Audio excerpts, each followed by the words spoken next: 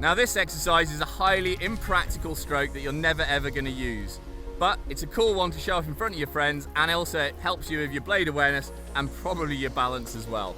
It's called a bow jam.